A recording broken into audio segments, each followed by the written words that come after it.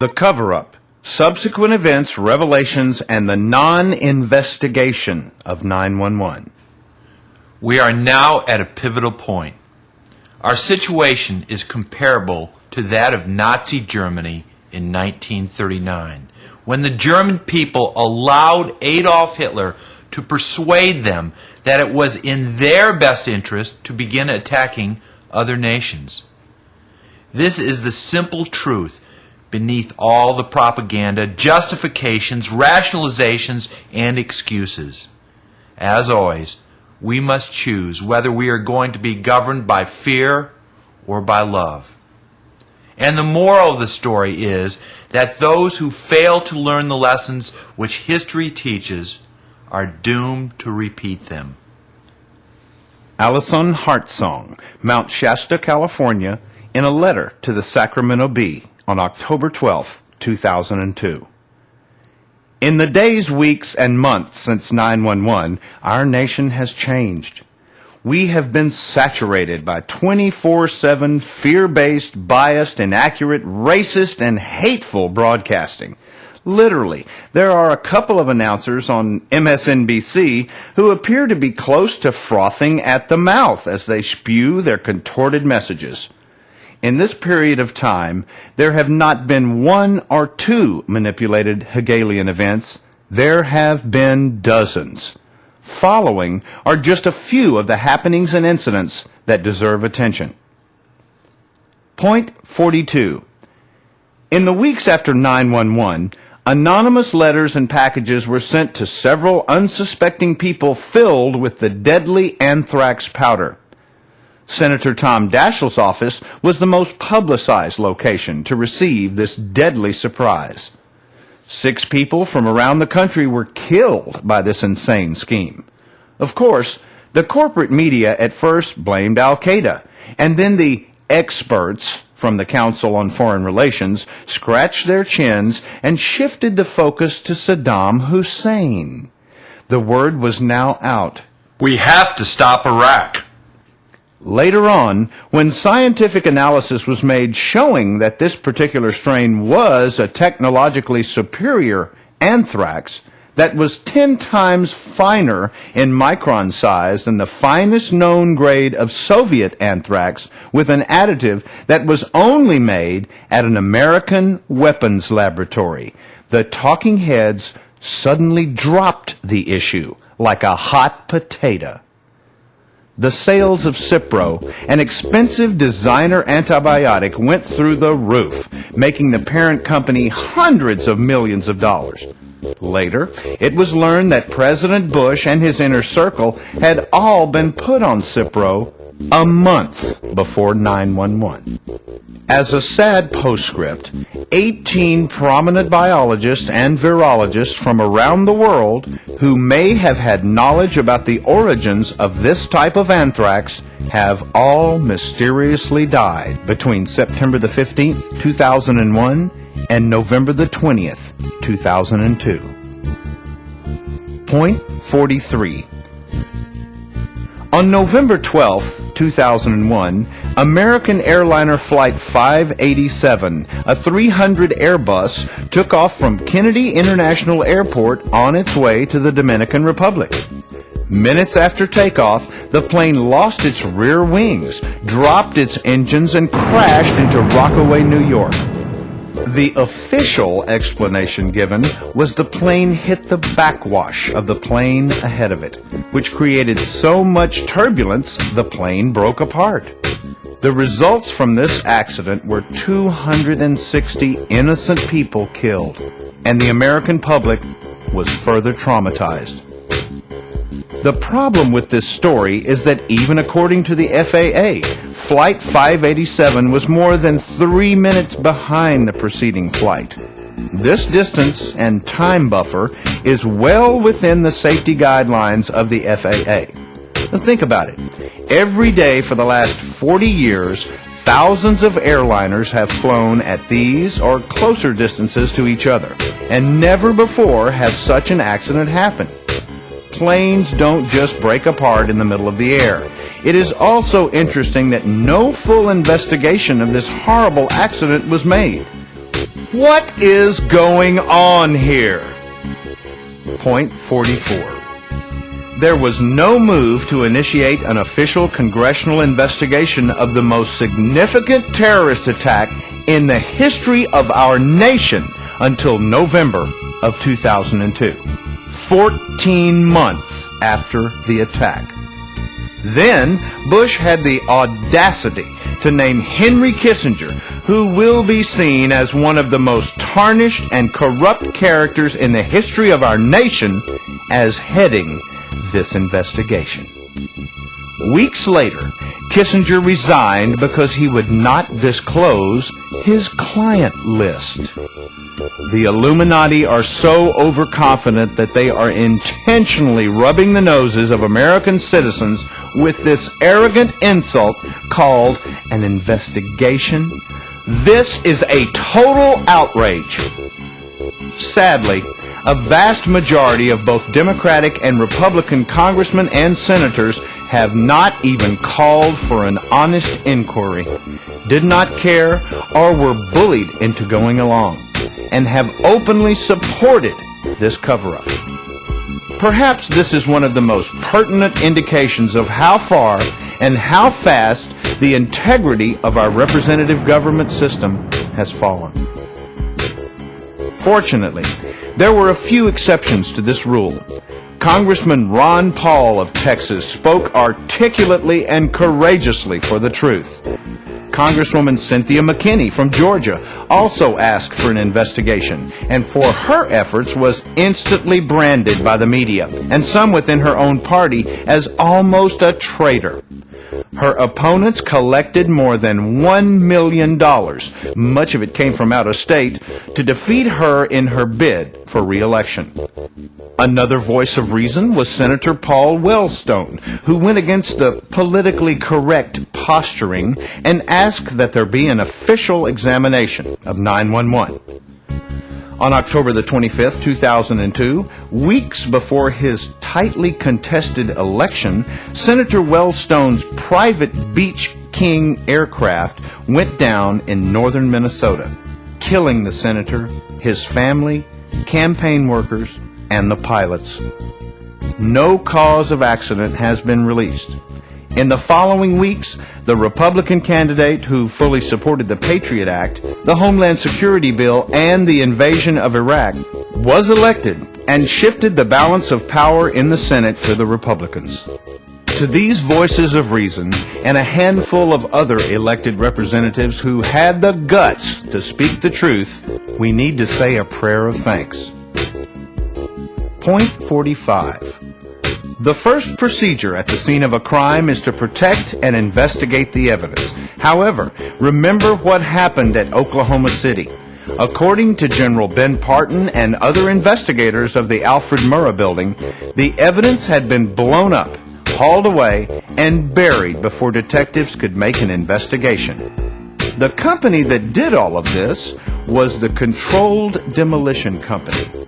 It just so happens the Controlled Demolition Company was hired within a short period of time to clear away and sell the rubble of the World Trade Center at a very profitable rate. The Controlled Demolition Company did their job well and also kept everyone away from examining or even photographing the evidence. The oldest, largest, and most prestigious fireman's magazine in the country is the Firefighters Magazine. Its editor, Bill Manning, was very critical about the lack of investigation and the removal of evidence. He said it was a half-baked farce. Point 46.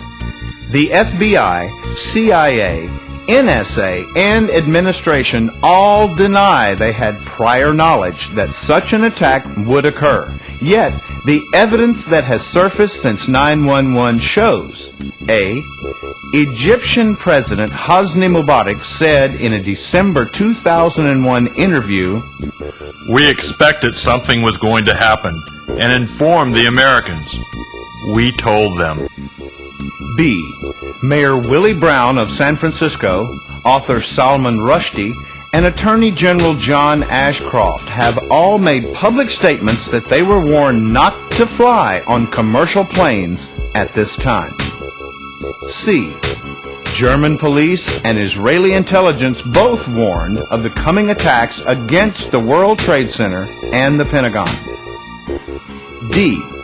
FBI agent Robert Wright held a press conference in May of 2002. He said he had been threatened with national security violations if he shared with the public the FBI's previous information. E. The managers of the flight school in Minnesota, where suspected hijacker Zacharias Musari was taking flight lessons, called the FBI several times to warn them. Regional FBI agents wanted to do a full investigation, but were stopped by Central Headquarters. F. A $7 billion legal suit has been brought against Bush and other governmental administrators by 400 families who lost relatives on 9/11. The suit is claiming that Bush and others allowed this terrorist act to occur. Their attorney, Stanley Hilton, is pointing out that Mohammed Atta and 2 other hijackers were given training at the Pensacola Naval Flight Station. G. It is reported that employees of Odigo, an instant messaging company, did not show up for work on 9/11 at the World Trade Center. Odigo's headquarters, which are in Tel Aviv, Israel, just happened to be next to the Department of Counterterrorism, and on and on. Point 47. At first, we were told that there would be up to 50,000 casualties, and thank God that number ended up being much lower. Here is some factual information we should consider. A. MSNBC reported that many of the schools and businesses around the World Trade Center were half empty that day. The World Trade Center North Tower was hit in an area where there were the fewest number of occupied offices. B. Flights 11, 176, 93, and 77 had combined seating for more than 1,328 passengers, while on that day there were 266 passengers, which is a 20.03% occupancy. Normal occupancy for transcontinental flights averages over 75%. American and United Airlines have been very tight-lipped about giving out information. C. Flight 77, or the drone, zeroed in on an area of the Pentagon that was being renovated, which was known to have the fewest number of people. This was also the exact opposite side from Secretary of Defense Donald Rumsfeld's office. The American public has been told that these hijackers were emotionally unstable members of the Islamic Jihad and were out to attack the Great Satan. If this is true, would they not try to do the maximum damage? Or is this information just unusual coincidence? Point 48. It has been learned that on August the 15th, 2001, many of the leaders of the Taliban were in Houston negotiating with the Unocal Corporation for rights to build a gas pipeline from the oil and gas fields east of the Caspian Sea through Afghanistan and out to the Arabian Ocean. Unocal is closely connected with the Halliburton Corporation, which was formerly managed by Vice President Dick Cheney. These oil and gas fields are considered to have some of the largest reserves in the world. It is interesting to note that after the Taliban turned down Unocal, A. President Bush signed a presidential directive prior to 9/11 to organize the attack of Afghanistan. B. The new president of Afghanistan, Hamid Karzai, is a former employee of Unocal. C. The first piece of new business for the leaders of the Northern Alliance was an agreement for Unocal and Halliburton to build the pipeline. Point 49. Our Air Force sent out thousands of planes to shoot high-tech missiles into Afghanistan's few existing office buildings, warehouses, stores, schools, hospitals, and homes. We sent thousands of troops over and invaded their country, destroyed their ragtag military forces, and overthrew their government. This is what I call an act of war. Maybe you would too. There was a vote by Congress to allow the president to proceed, yet Congress never declared war, as is prescribed very articulately in our Constitution. Either we follow the rules of the Constitution, or we don't have one. Point 50. Oh, by the way, not one of the hijackers was from Afghanistan. Bin Laden said that he didn't do it. And the Taliban said that they would hand bin Laden over if the U.S. would give them any proof that he was involved. Just for the record. Point 51. American Special Forces directed and supported the Northern Alliance in defeating the Taliban forces. It was really not much of a battle. It was the Americans with 21st century Star Wars weapons versus a bunch of goat herders with 19th and 20th century rifles. One of the American military's favorite tactics in this duck shoot was to drop incendiary bombs from planes that would fly in at altitudes far higher than the range of the pathetic pop-gun artillery pieces the Taliban possessed. These bombs would spray a petroleum substance over an area about the size of a football field. As this substance was floating down to the ground, it would be ignited, creating both an unusually severe thermal combustion and also it would suck all of the air out of the area. No living being could escape this holocaust. After one of these confrontations in northern Afghanistan, approximately 2,000 dazed Taliban were taken prisoner. The Northern Alliance victors crammed the prisoners into railroad boxcars, which were left to bake in the hot sun, and gave them no food or water. After several days, those who were still alive, many of them mere boys, were taken out of the cars, shot in the head, and buried in shallow graves. Can't you feel the love? Point 52. Speak about feeling the love. On 9/11, 2,998 people were killed in New York, Pennsylvania, and at the Pentagon. It was called the worst terrorist act in history. The pain and suffering to the related families and to the people around the world in general cannot be described. Many people say and believe that our nation is a cut above the rest because many profess to believe in the teachings of Jesus. Yet according to Professor Mark Harold of the University of New Hampshire, between October the 7th and December the 7th of 2001, our special forces killed a minimum of 3,800 innocent Afghan tribal people, mostly old men, women, and children. Professor Harold says that number is only what was reported by the major media. The real numbers of slaughtered non-combatants was probably closer to 5,000. And papers in India reported that there were more than 20,000 killed. All of this was done in the name of the people of the United States, under the euphemism, Operation Infinite Justice. There has been very little response or even discussion by the clergy, media, or population in general about this massacre. I wonder, what would Jesus say about Operation Infinite Justice? Point 53. The following could be considered funny if it were not so distressing. On the morning of 9/11, President Bush was at the Emma E. Booker Elementary School in Sarasota, Florida. Before going into the classroom for a photo op, he was told by White House Chief of Staff Andrew Card that Flight 11 had just crashed into the North Tower. Undeterred and with a stiff upper lip, Bush proceeded with his schedule and went into the classroom for photos with the kids who were going to read him a story about a pet goat. During the pet goat story, Andrew Card came in and told the president that a second airliner had just slammed into the World Trade Center South Tower. Bush then responded with the clear thinking and determination of a true leader. He stayed in the classroom listening to the pet goat story for another 26 minutes.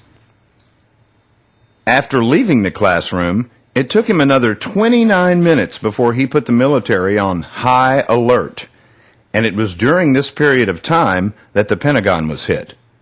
From there, instead of returning to Washington as Commander-in-Chief, to huddle with his military advisors and to reassure the American people, he flew over to Louisiana and then up to the Offutt Air Force Base in Nebraska.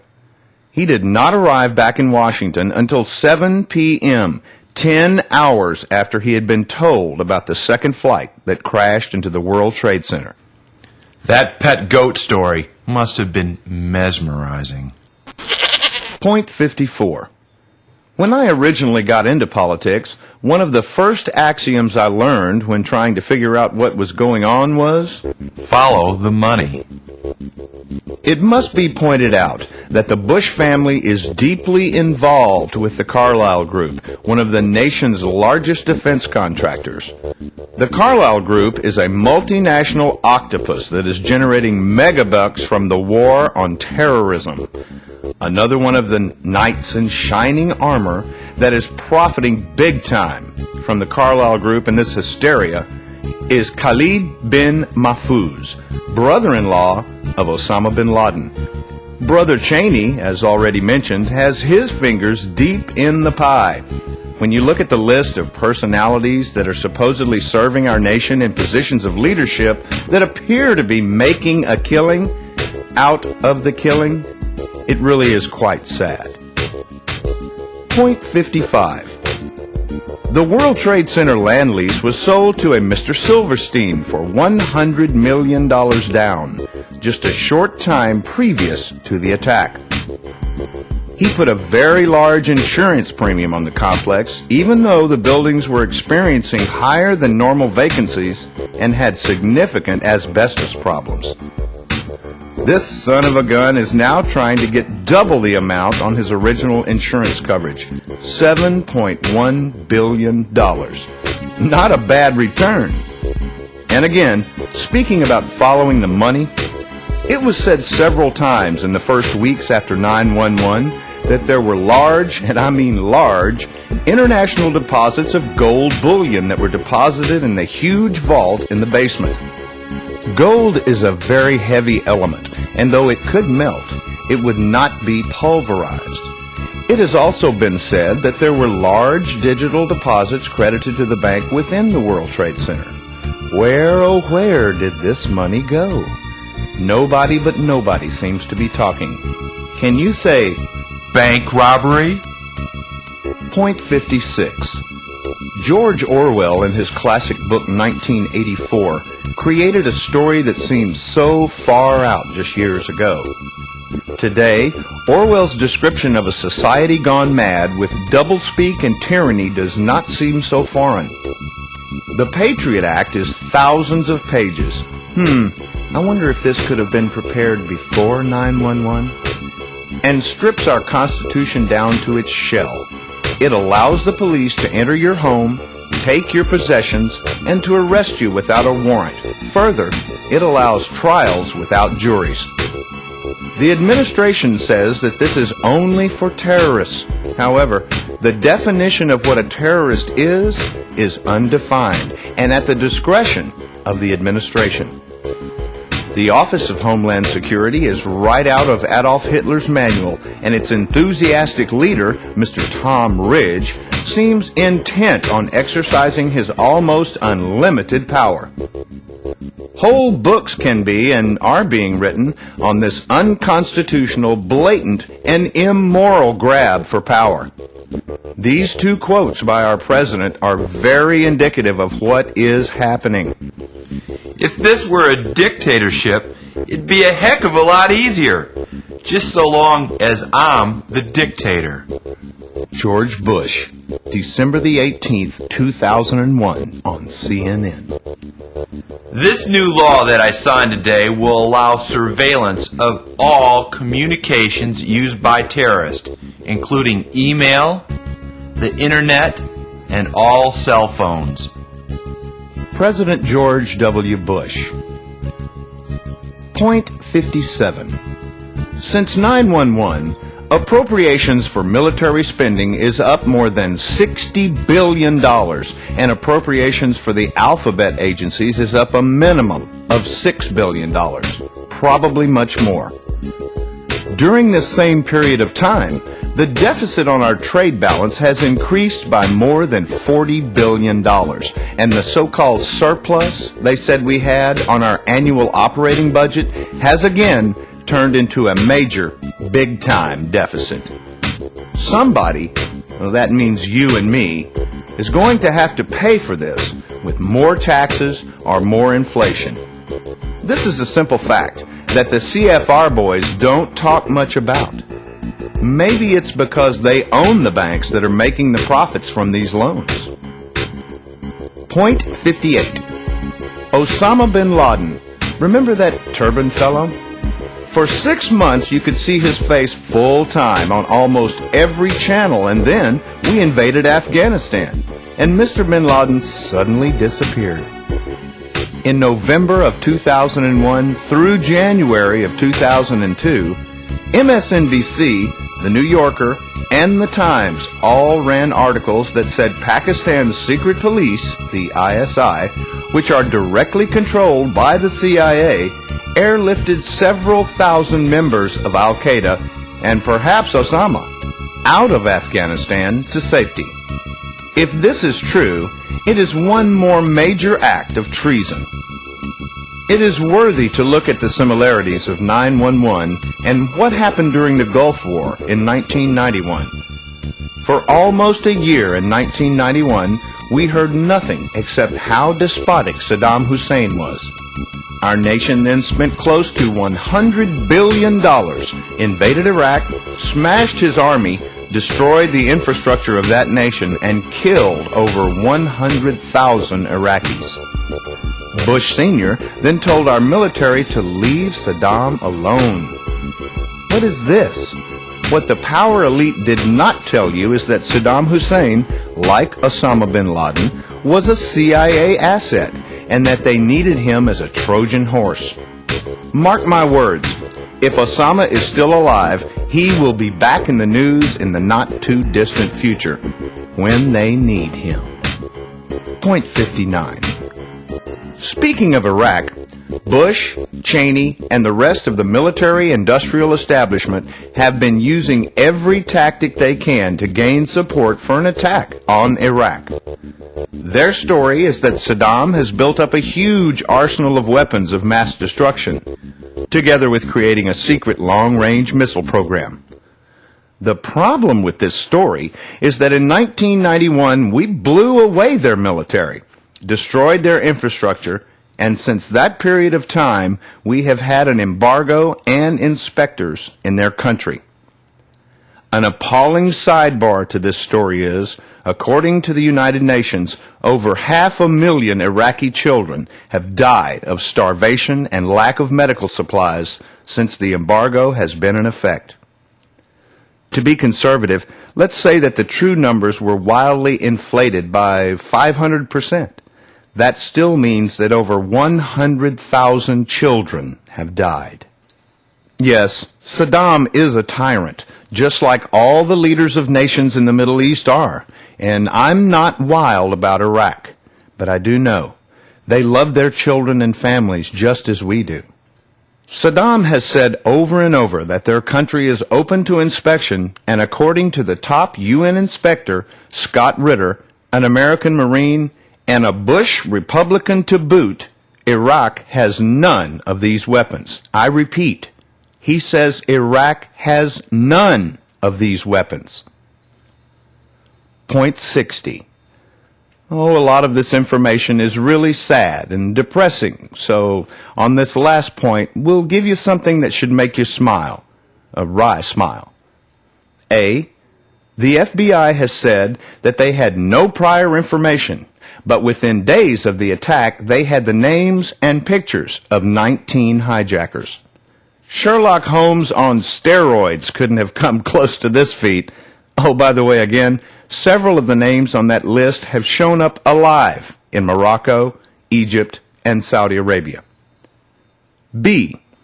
The FBI said they found Mohammed Atta's bag, which supposedly did not make it on the plane.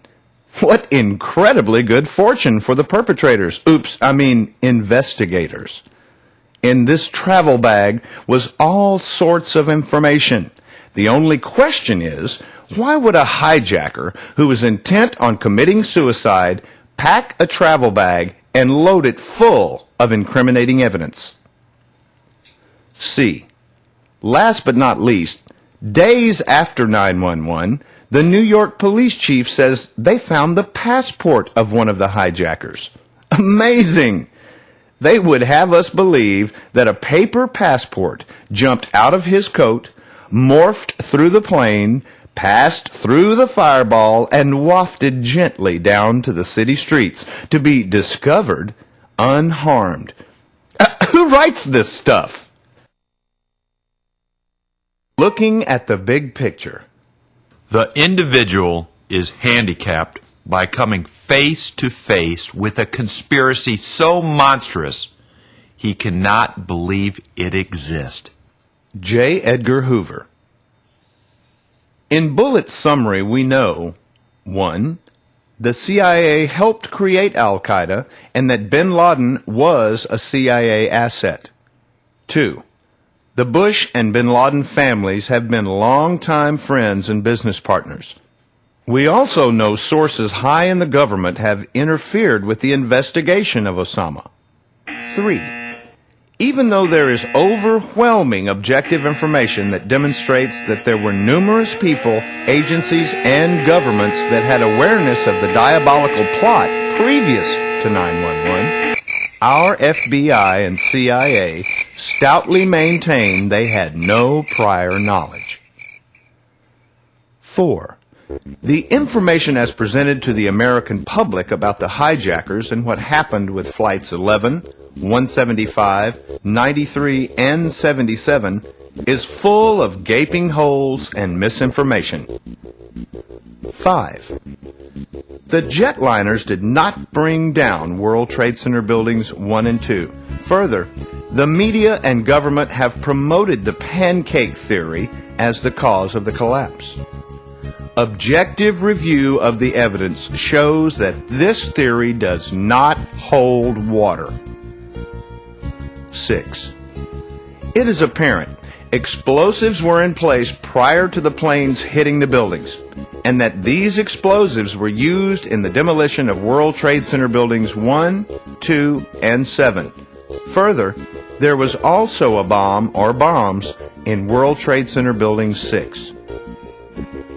7. Flight 93 was shot down over Pennsylvania. 8. There was either massive criminal negligence on the parts of the FAA and NORAD, or, at some level of command, the orders were given to step down and not scramble fighters to protect New York City or the Capitol. 9. The government is withholding vital information concerning Flight 77 and what actually happened at the Pentagon. 10. The administration has quashed all efforts to have an honest congressional investigation of the worst terrorist act in our nation's history. 11. Between paper passports passing unharmed through fireballs, hijackers leaving a Koran in a strip bar, and a suicide bomber packing a travel bag that contains complete details of the crime, which conveniently does not make the flight, there appears to be a significant amount of manufactured evidence. 12. These events deserve further investigation. American Airlines Flight 587 mysteriously went down over New York City with no investigation. Super high-tech anthrax was used as a terrorist weapon. A disco in Bali was blown up using high-tech explosives. A sniper killed several people indiscriminately in Washington. And Senator Paul Wellstone, who had been asking the wrong questions, dies in a fiery airplane accident. 13. Bush, Cheney, and many others who daily have been advocating intense military action in the Middle East are directly invested in companies that make huge profits from warfare. 14. The results of the Afghanistan War. Constitutional law was abandoned. Thousands of innocent tribal peoples were killed. A puppet government was installed and is headed by a UNICAL employee. The pipeline for UNICAL and Halliburton was okayed. The World Bank and the IMF now control the Afghanistan economy. And opium production has increased by over 900%. The result is the Illuminati have gained control of another country, and the quality of life for the peoples of Afghanistan has been ratcheted to a new low. 15. With the creation of Homeland Security and the Patriot Act, what doublespeak, our Constitution has been raped, and we are now de facto in a police state. 16. The corporate media, television, radio, magazines, and newspapers parrot the party line like clones. In a truly free country, the press has to ask the hard questions and do real investigating. This is not happening. Even more distressing, a vast majority of Americans have accepted this story, hook, line, and sinker. Why would they do this? So, we have all of this information, but the obvious question is why? Why would they do this? When Rome was still a functioning republic, Roman judges would always ask the question, Qui bono? or who benefited from this crime? When we ask ourselves this simple question, we see A. The arms dealers are selling hundreds of billions of dollars in new weaponry. B. The International Monetary Fund, the IMF, and the World Bank have created over $1 trillion in new loans in the last year alone. C. Ariel Sharon and his group of hardliner political Zionists are jumping for joy because they have been pushing the United States for years to aggressively attack Arab nations.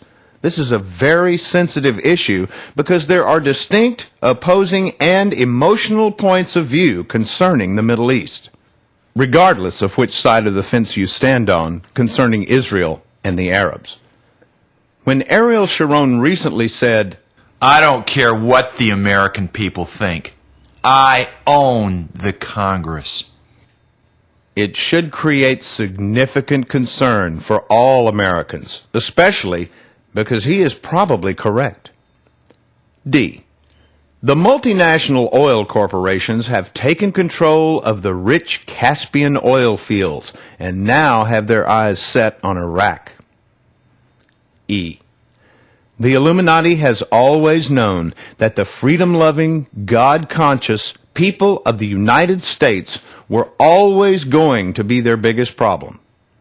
With 911, many of our brothers and sisters have become so afraid and so confused that they are willing to turn over their rights for promised security. I realize the immensity of this information, this conspiracy, is hard to accept. Our minds tell us that we are in America, the land of the free and the home of the brave, and this is not the way it is supposed to be. Well, as Dorothy said in The Wizard of Oz, Toto, I don't think we're in Kansas anymore.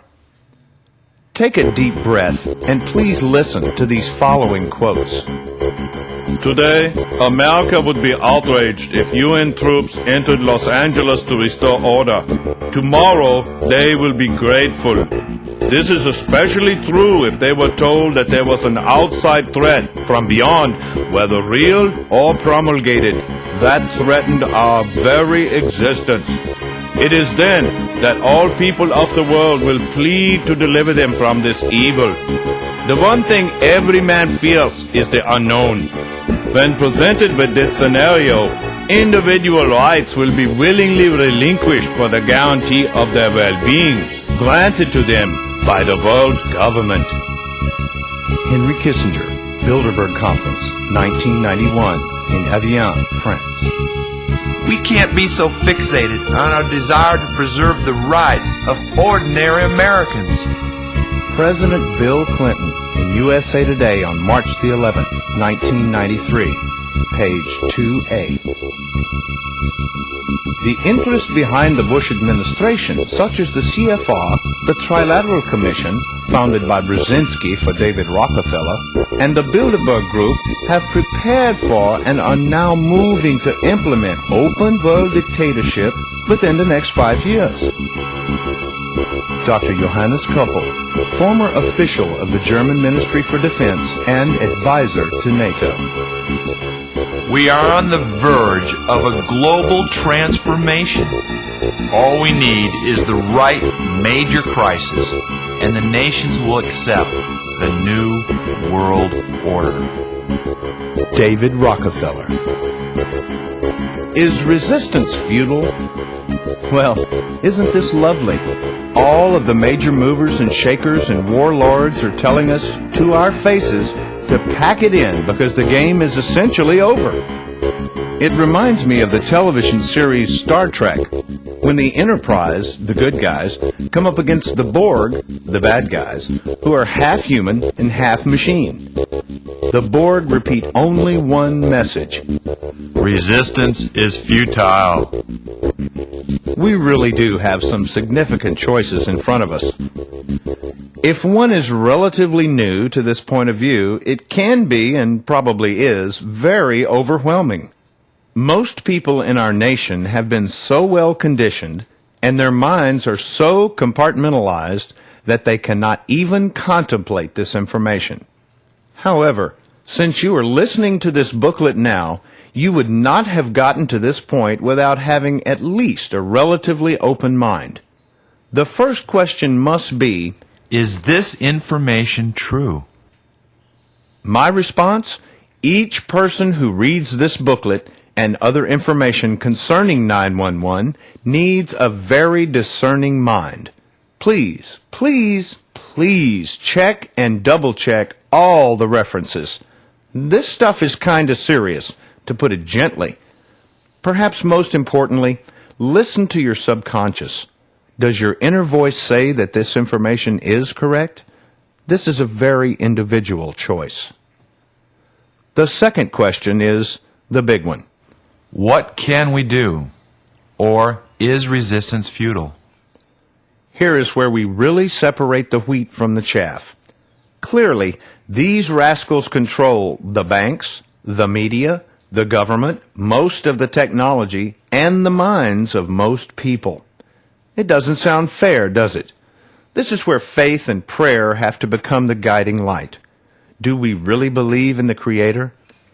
Do we really believe that the Creator wants our families, our culture, and our world dominated by literally a handful of materialistic, egotistical, secular atheists who view 99% of the human race as cattle, or at best, no more than servants? I know that these are hard concepts to let one's mind contemplate, but we really don't have the luxury of time. Be aware, ignorance and denial are death sentences. We really are in a cycle that is comparable to Nazi Germany. Though there are places you can run to, and perhaps immigrate to, they really won't be safe for very long. If you know in your heart that there is a creative force, God, you know that this march towards a tyrannical new world order is not something that God wants.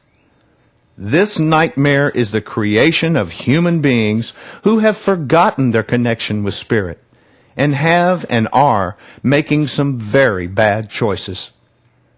It is up to us as individuals to examine ourselves and decide whether we are going to focus our life energies on love, truth, and justice and stand for these ideals, or whether we are going to give away our own spiritual sovereignty to the masters of deception. The 7-point program. If we truly believe in God, and if we truly want to experience our highest spiritual awareness, then we have some significant work in front of us. Because such an amazing percentage of good people are putting their heads in the sand when it comes to 911, it means that we have that much more work to do. But remember, at the start of the American Revolution, only 5% of the colonists were really leading the way. The restoration of our republic and revitalization of any semblance of truth, peace, and justice for our civilization is spiritual work. And as Thomas Jefferson said, resistance to tyrants is obedience to God.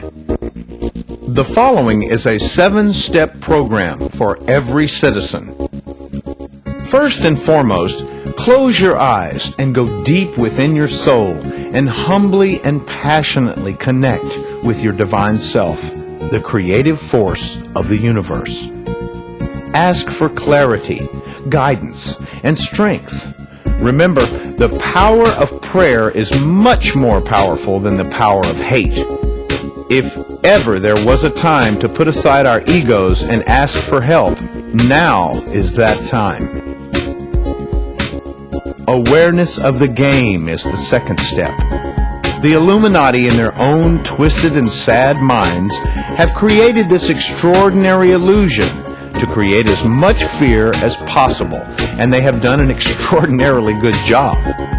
We also need to understand that 911 is not the apex of this perverted drama. It is only the opening salvo of the power elite's in-game strategy. Most certainly there will be further Hegelian events, problem, reaction, and solution, that will be manufactured and coming our way. The third step in this dance is gather as much objective information as possible. As Francis Bacon said, knowledge is power. The source and reference material in this audio is just awesome. Fourth, we positively, absolutely, no questions asked, have to share this information with friends, family, acquaintances, strangers, everyone. Don't be shy. Sharing this information with others is a great way to start because it is short and hopefully understandable and of interest. Many of the people that you share this information with won't get it, but believe me, every day there are more and more people who are waking up to the lies and manipulation. Creating a website, starting a study group, or even getting a public access television show is something each person is capable of doing. Yes, these actions do take time and energy, but you know what? The rewards of reaching out and sharing this essential information with others is extremely rewarding on a personal level. Step 5. Stop playing their game. Self-sufficiency is the key word. Put a ceiling on desires and do not live on credit. Know that the number one weapon that the elite use to enslave us emotionally, mentally, and physically is through the manipulation of the fractional reserve banking systems. Further, know that bullies, tyrants, and dictators always want to be the center of attention. And in today's world, our society is caught up in glorifying the power elite. Our media is totally fixated on the politicians, movie stars, famous athletes, and the mega rich. Turn off the TV. It really is a mind sucker. And stop supporting the Church of Hollywood.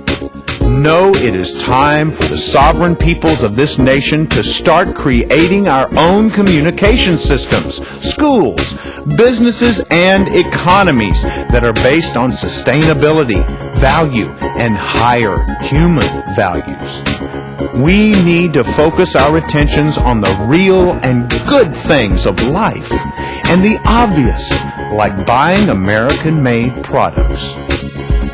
Number 6 is the hard one. Love all and serve all. This is the external spiritual step. Letting go of fear and manifesting love for ourselves, friends, family, and even those rascals who are part of the power elite. This is something I'm still working on. And helping those who are less fortunate than ourselves. This also includes staying in the moment, giving our very finest attention and energies to this situation, and detaching from the results. By staying centered and having faith in the Creator, we will be able to speak the truth and do our work with courage, power, and wisdom. Oh, the 7th point. To some, it may seem less important, but to me, it is a big one. Get outside, breathe deeply, hang out with your friends, play with your family, have fun, and remember to laugh. For a life without joy is just not living. Okay, so that's the story. It comes down to a personal choice for each person. We can live in fear and ignorance and watch as victims as our nation, community, and families are threatened by the rising tide of tyranny. Or we can stay in the moment, open and follow our hearts to God's love, claim our divine sovereignty, and do the right thing. Remember, it's up to us.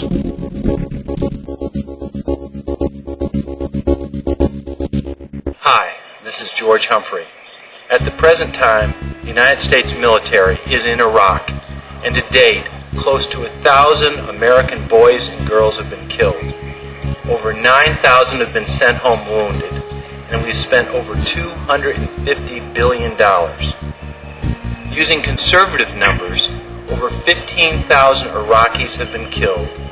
We have turned their society into shambles, and central Iraq has been turned into an ecological wasteland because of the use of depleted uranium. And, by the way, there were no weapons of mass destruction. Quite clearly, we all have a choice. Is the truth important? Do we want to live in a constitutional republic where individual rights are honored, or do we want to continue to hand over our nation to the self-professed power elite and continue this march toward a complete police state?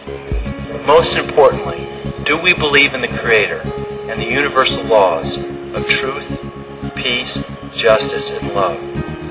I hope that you found this documentary of interest and value, and I hope that you will check out the reference. Thanks for your interest.